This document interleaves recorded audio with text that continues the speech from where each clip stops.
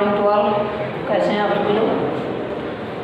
देखिए, आज संस्कृत खंड में 6वां पाठ हम लोग पढ़ने जा रहे हैं। 5 पाठ आपके पूरे हो चुके हैं। 6वां महामना मालवीय के बारे में इसमें बताया गया है। उनके कुछ विशिष्ट कार्यों के बारे में बताया गया है जिसे हम लोग पढ़ेंगे, लेकिन पाठ को पढ़ने से पहले कुछ बातों पर गौर करना आवश्यक है। सबसे पहली चीज़ तो जो लोग ये मांग कर रहे हैं कि हिंदी को लाइव क्लास पढ़ाई जाए, वो यह जान लें कि हिंदी कभी भी लाइव नहीं पढ़ाई जाएगी। इसलिए अनावश्यक रूप से आप लोग डिस्टर्ब करना छोड़ दीजिए। दूसरा, आप अपने पाठ पर आते हैं। महामना मालवीय का नाम तो आप लोगों ने सुना ही होगा।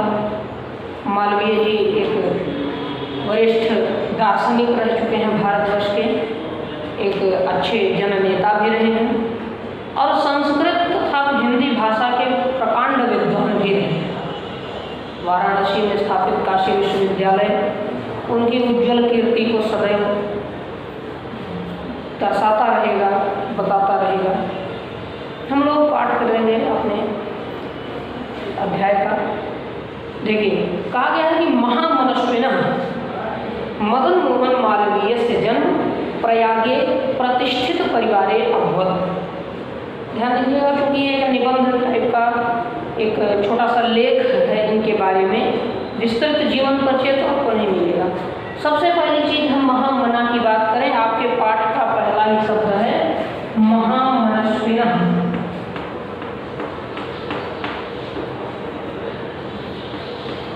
ठीक है, महामनस्विनः, इसका क्या अर्थ होता है? महा का अर्थ आप जानते ही हैं, श्रेष्ठ, महान। ठीक है, ठीक है। अब मन शब्द को तो आप जानते हैं, अंतर मन, विचारों का जो केंद्र है। मनस्वी होने का क्या? मनस्वी अर्थात विचारशील, जो सदैव उच्च विचारों वाला हो, जिसके विचार हर स्थिति में श्रेष्ठ होते हैं, जिसके मन के भाव सुंदर हो, महान हो, ऐसा व्यक्ति महामनस्वी अथवा महामना कहलाता है। तो मालवीय जी के विचार बड़े उच्चतम थे, उन्नत थे, श्रेष्ठ विचारों वाले थे, इसीलिए इनको महामना की उपाधि दी गई।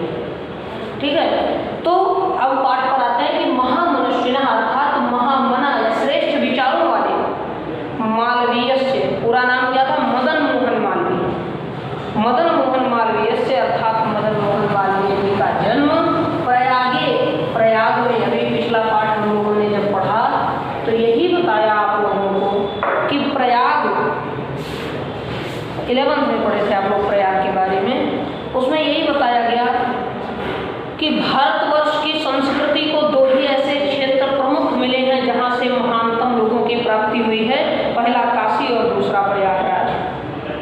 तो प्रयाग में ही महामनस्वी श्रेष्ठतम विचारों वाले मालवीय जी का जन्म हुआ था। और जन्म किसके घर में हुआ?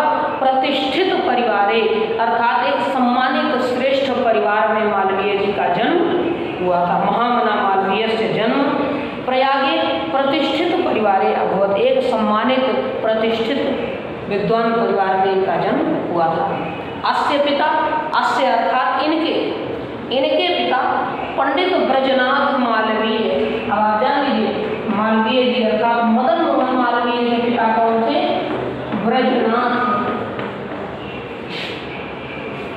ब्रजनाथ मालवीय। चीज याद आ रही है, किसी ने, कई लोगों ने ये कहा सर जी आपका वीडियो नहीं देखते हैं, अलग से पढ़ लेते हैं। तो ऐसे लोग जान लीजिए कि परीक्षा में इसी से मैं पूछूंगा, कहीं भी टेस्ट आप लोगों का होगा, कब होगा ये हम तय करेंगे। तो आप लोग जो पढ़ते रहिए, वीडियोज़ के माध्यम से तैयार कीजिए। नोट्स मैंने आपको कुछ नहीं दिया और ना मैं कोई नोट्स बनाकर खुद से देने वाला हूँ, इसलिए वीडियो देखिए, नोट्स खुद से कंप्लीट कीजिए। ये आपके अपने भविष्य की बात है, कोई जिम्मेदार बनिए। ठीक है, तो महामनस्विनः मदन मोहन मालवीय से जन्म प्रयागे प्रतिष्ठित परिवारे अभवत्। महामनस्वी श्रेष्ठतम विचारों वाले मदन मोहन मालवीय जी का जन्म प्रयाग के एक प्रतिष्ठित परिवार में हुआ था, सम्मानित परिवार में हुआ था। अस्य पिता, इनके पिता पंडित ब्रजनाथ मालवीय जी संस्कृतस्य अर्थात संस्कृत के सम्मान्य विद्वान आसीत। सम्मान्य का अर्थ क्या हुआ? अर्थात सम्माननीय, जो इतने विद्वान थे लोग उनका सम्मान करते थे। सम्माननीय, आदरणीय, कुछ भी आप कह सकते हैं। ये संस्कृत के सम्मानित विद्वान थे या सम्माननीय विद्वान थे। संस्कृत के ज्ञाता थे, लोग इनका काफी आदर करते थे। इनके पिता ब्रजनाथ जी का, यानी महामना मदन मोहन मालवीय के पिता ब्रजनाथ जो थे वो संस्कृत भाषा के एक सम्मानित विद्वान थे, श्रेष्ठ विद्वान थे। अब बात करें कि मालवीय जी की, यानी मदन मोहन मालवीय की शिक्षा कहाँ पर हुई थी? तो आप जानते हैं कोई भी व्यक्ति 3 विद्यालयों में पढ़ता है जो शिक्षा ग्रहण करता है। शिक्षा के 3 स्तर हैं। पहली होती है प्राथमिक शिक्षा, ठीक है। दूसरी होती है माध्यमिक शिक्षा। माध्यमिक में भी 2 है, एक उच्चतर माध्यमिक और एक उच्च माध्यमिक। और तीसरी होती है उच्च शिक्षा। शिक्षा के 3 श्रेणियां। अब आप जानते हैं प्राथमिक शिक्षा किसी भी प्राइमरी पाठशाला में होती है। अब जैसे यहाँ आज के समय में इंटर कॉलेज हो गए हैं, ठीक है, तो शुरू से आए और अंत तक पढ़ते रहे, लेकिन ऐसा नहीं है, अलग अलग हो सकते हैं। माध्यमिक शिक्षा आपकी वो होती है जो आप 9th से 12th में पढ़ रहे हैं। प्राथमिक में आपका 1st से 3rd तक आ रहा है, ठीक है। और उच्च शिक्षा में आप स्नातक, परास्नातक, ठीक है, स्नातक, परास्नातक, या फिर आप विशारद की शिक्षा PhD वगैरह आप ले सकते हैं। बिल्कुल डॉक्टर ऑफ फिलॉसफी हो जाते हैं ना, MPhil वगैरह करते हैं, तो ऐसे ये उच्च शिक्षा होती है। अब ये 3 तरह की शिक्षाएं हर व्यक्ति जो भी पढ़ना चाहता है ग्रहण करता। आप लोग भी कर रहे हैं, आपने प्राथमिक शिक्षा कंप्लीट कर ली है, माध्यमिक शिक्षा के अंतिम चरण में चल रहे हैं, इसके बाद उच्च शिक्षा में ही जाएंगे। तमाम लोग तैयारियां करते हैं, कुछ लोग BA BSc MSc इत्यादि में कमाते हैं, ये भी अच्छी चीज़ है। अब देखिए इन्होंने कहाँ कहाँ से पढ़ा है, ध्यान से पंक्तियों पर ध्यान दें। आयम अर्थात इन्होंने, किसने? मालवीय जी कहते हैं आयम, इन्होंने प्रयागे एव, प्रयागे अर्थात प्रयाग में, एव का अर्थ मैंने आपको पिछले पाठ से ही बहुत बार बताया है, ही।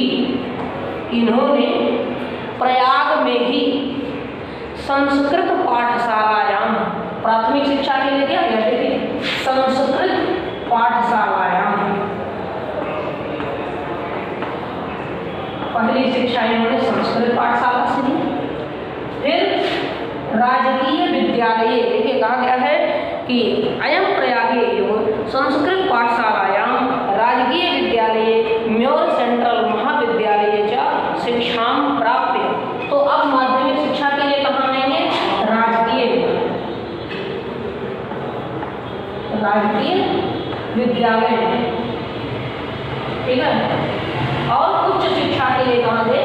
म्योर सेंट्रल महाविद्यालय।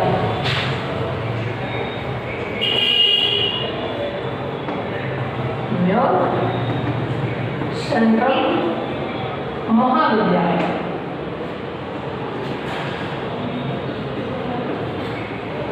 तो आप जानते हैं इन 3 कॉलेजों से पढ़ाई जब इनकी पूरी हो जाती है तो ये क्या थे? राजकीय विद्यालय में भी जो आपका GIC होता है, गवर्नमेंट इंटर कॉलेज, वहाँ पर एक प्रयाग में पढ़ाने लगे। आज के जैसा पहले नहीं होता था कि आप 50 परीक्षाएं दे करके टीचर होंगे, आपने योग्यता इकट्ठा की है तो हो जाएगा। ये तो 100 साल पहले की बात है, ठीक है। तो देखिए आयम, इन्होंने प्रयागे एवं, प्रयाग से ही संस्कृत पाठशालायाम अर्थात संस्कृत पाठशाला से, राजकीय विद्यालय अर्थात राजकीय विद्यालय से, म्योर सेंट्रल महाविद्यालय च, और म्योर सेंट्रल महाविद्यालय से शिक्षा प्राप्य, शिक्षा प्राप्त करके, प्राप्य है प्राप्त नहीं है, प्राप्य अर्थात प्राप्त करके, अत्रैव, देखिए अत्र एवं 2 शब्द हैं यहाँ पर। अत्र माने यहाँ, एवं माने ही, यहीं पर अर्थात यहाँ ही, यहीं पर अर्थात कहाँ? प्रयाग में, प्रयाग में हुआ, इन्होंने सारी पढ़ाई प्रयाग में की। तो प्रयाग अर्थात अत्र प्रयाग में ही राजकीय विद्यालय में अध्यापनम आरब्धवान, अध्यापन करना अर्थात पढ़ाने का कार्य आरंभ कर दिया। इन्होंने कहाँ? संस्कृत पाठशाला से शिक्षा ली, राजकीय विद्यालय से शिक्षा ली, म्योर सेंट्रल महाविद्यालय से शिक्षा ली और फिर राजकीय विद्यालय में पढ़ाना भी आरंभ कर दिया था, टीचर हो गए। इसके बाद युवक मालवीय, युवक मालवीय, युवक अर्थात युवा थे उस समय, नए नए पढ़ के नए नए टीचर हुए थे, युवावस्था थी, तो युवक मालवीय स्वकीयेन, स्वकीयेन यानी अपने द्वारा किए हुए, अपने प्रभावपूर्ण भाषणेन, अपने प्रभावपूर्ण भाषण से, वक्ता थे, अच्छे वक्ता थे, बोलने में कुशल थे, तो अपने प्रभावशाली भाषण से जनानाम लोगों के मनांसी अर्थात मन को मोहित कर लिया। युवक मालवीय जी अपने प्रभावशाली भाषण थे, यानी कि इतना इफेक्टिव होता था इनका लेक्चर, ये जब बोलते थे तो लोग बड़े प्रभावित होते थे, मंत्रमुग्ध होकर सुनते थे। जैसे आपने पढ़ा ना, विवेकानंद जी शिकागो में बोलने लगे तो 3 दिन तक स्पीच देने का समय दिया गया और ये मिला खाली 3 मिनट का। ऐसे ही मालवीय जी अपने प्रभावशाली भाषण के कारण, संबोधन के कारण लोगों के मन को मुग्ध कर लेते थे, मोह लेते थे। अतः इसलिए हुआ ये कि जब ये बोलने चूंकि अच्छे थे तो इनके मित्रों ने, इनके साथियों ने कहा तुम वकील क्यों नहीं बन जाते, कानून की पढ़ाई करो, अधिवक्ता बनो। इन्होंने अधिवक्ता का पद भी प्राप्त किया, हाईकोर्ट में प्रयाग में ही इन्होंने वकालत भी शुरू कर दी। लेकिन फिर एक आदमी जो टीचिंग का एक बार शुरू कर दिया, टीचिंग में आ गया है ना, इसको दूसरा क्षेत्र बहुत नहीं जमता, कुछ भी करे तो। और मालवीय जी जैसा परम विद्वान, उद्भट विद्वान, ये रह नहीं सके उसमें बंद करके हाई कोर्ट में, वकालत के कुएं में ये नहीं रह पाए, क्योंकि एक जगह पर जो रह जाए वो तो कुएं का मेढक है, तो ये नहीं हो पाया मालवीय जी से। इन्होंने क्या किया, उसको छोड़ दिया और आगे निकलकर इन्होंने शिक्षक के रूप में भी बहुत से कार्य किए और आगे जाकर बनारस का हिंदू विश्वविद्यालय इन्होंने बना दिया है। तो हम लोग पढ़ते हैं, देखिए कहते हैं अतः इसलिए, अस्य अर्थात इनके, सुहृदः, सुहृद किसे कहते हैं? जो हितैषी है,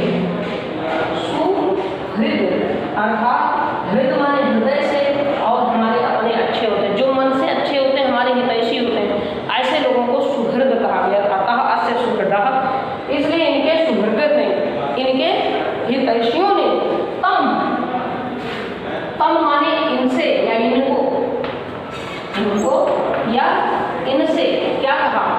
अधिवक्ताम। देखिए प्राण विभाग पदवीम प्राप्य, प्राण विभाग माने वकील, ठीक है, प्राण विभाग का अर्थ है वकील, प्राण विभाग पदवीम प्राप्त, वकालत करने के लिए वकील की पदवी प्राप्त करके देशस्य, देश की श्रेष्ठतराम सेवाम, उच्च सेवा या श्रेष्ठ सेवा कर्तुम करने के लिए प्रेरितवन्तः, प्रेरणा दी। इनके सुहृदों ने, इनके मित्रों ने इनके प्रभावशाली भाषण को देखकर मालवीय जी से कहा कि तुम प्राण विभाग पदवीम प्राप्य, प्राण विभाग की अर्थात अधिवक्ता की, वकील की पदवी को प्राप्त करके देशस्य, देश की श्रेष्ठतराम सेवा कर्तुम, श्रेष्ठतम सेवा करने के लिए प्रेरितवन्तः, प्रेरणा दी। इनके मित्र ने प्रेरित किए कि आप वकील बनकर के देश की महान सेवा करो। तदनुसार, उसके अनुसार, तद अनुसार, उसी के अनुसार, अयम इन्होंने विधि परीक्षाम उत्तीर्य, विधि का अर्थ होता कानून, ठीक है, विधान आप जानते हो, विधि शब्द है, विधि से विधान, विधान से संविधान शब्द बना है, विधि का अर्थ कानून। इन्होंने कानून की परीक्षा में उत्तीर्ण हुए।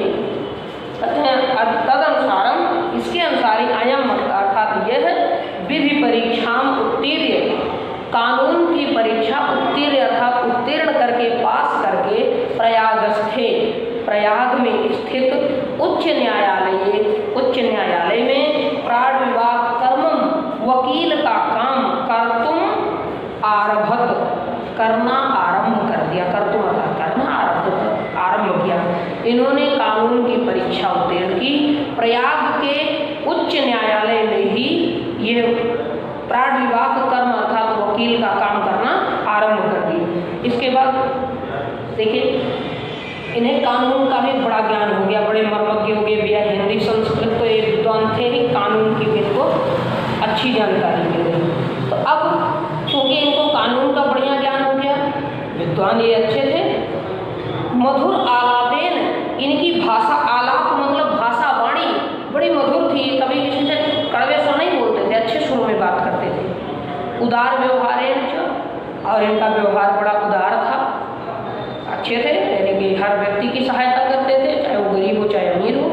प्राय आप देखते हैं वकीलों की फीस बड़ी बड़ी होती है, लेकिन ऐसा नहीं कि सबके साथ समान भाव था, इसलिए उदार कहलाए। और इन्हीं स्वभावों के कारण ये शीघ्र ही न केवल अपने मित्रों के, बल्कि हाई कोर्ट में, उच्च न्यायालय के जो न्यायाधीश थे, जो जज लोग थे, उनके भी सम्मान के पात्र बन गए। जज लोग भी इनका बड़ा आदर करने लगे थे। ठीक है, देखिए कहा गया है विधेय अर्थात कानून के प्रकृष्ट ज्ञानेन, श्रेष्ठ ज्ञान, विशेष ज्ञान, प्रकृष्ट का अर्थ विशेष ज्ञान, कानून के विशेष ज्ञान के कारण, और ठीक है एक मिनट देखिए, हाँ, कानून के विशेष ज्ञान के कारण। आपने प्रकृष्ट शब्द प्रयाग वाले पाठ में पिछले साल पढ़ा था कि अत्र ब्रह्मणा प्रकृष्ट याग करणात् अस्य नाम प्रयाग, प्रयाग का ही नाम विशेष कार्यों के लिए ही है। वहाँ विशेष यज्ञ किया गया तो प्रयाग कहलाने लगा, प्रकृष्ट याग अर्थात प्रयाग। ठीक है, इसी तरह इन्होंने प्रकृष्ट विधि का, कानून की जानकारी ली। तो विधेय कानून के प्रकृष्ट ज्ञानेन, श्रेष्ठ ज्ञान के कारण, मधुर आलापेन, अपने मधुर वाणी के कारण, मधुर स्वभाव के कारण, उदार व्यवहारेण च, और अपने उदार व्यवहार के कारण, अयम यह शीघ्रम एवं, शीघ्र ही अर्थात जल्दी ही, मित्राणाम मित्रों के, और न्यायाधीशानाम च, और न्यायाधीशों के, जजों के, सम्मान भाजनम अभवत। भाजन का अर्थ होता है पात्र या बर्तन, भाजन का अर्थ है पात्र, ये सम्मान भाजन हो गया। आप को भाजन सुने हो ना, को भाजन न बनो, क्रोध का कारण क्रोध के पात्र न हो, ऐसे ही सम्मान भाजन हो गया था, सम्मान के पात्र हो गए सभी इनके मित्र, इनके जो भी शुभचिंतक थे, उनके साथ साथ न्यायाधीशा नाम च, न्यायाधीशों के भी सम्मान भाजनम बहुत ही सम्मान के पात्र हो गए थे। तो इतना ही आज हम लोग छोटा सा ये वीडियो पढ़ते हैं। अगले दिन अगले वीडियो में इनके बारे में और जानेंगे। ठीक है, इसमें कोई समस्या हो तो बताइएगा, लेकिन ये 2-3 बातें ध्यान रखिए। कि पहली चीज़, अभी इस बारे में मेरा कोई विचार नहीं, ना ही मुझे ऐसा कोई आदेश हुआ है कि मैं आप लोगों को लाइव क्लास पढ़ाऊँ। जरूरत पड़े तो मैं स्वयं बताऊँगा आपको। ठीक है, और ख़ास करके 12th C के छात्र जो 11th C में पढ़ते थे, अगर वो अभी भी 12th C के ग्रुप में नहीं जुड़ पाए हैं, किसी कारण से किसी अन्य ग्रुप में है, तो वो अपने ग्रुप को ज्वाइन करने के लिए मुझे बताएं। ठीक है, तीसरी चीज़, अनावश्यक आप लोग फ़ोन करके डिस्टर्ब ना करो। ठीक है, तो बिना मतलब की चीज़ें नहीं, और पढ़ते रहिए, मौज करते रहिए, समस्याओं की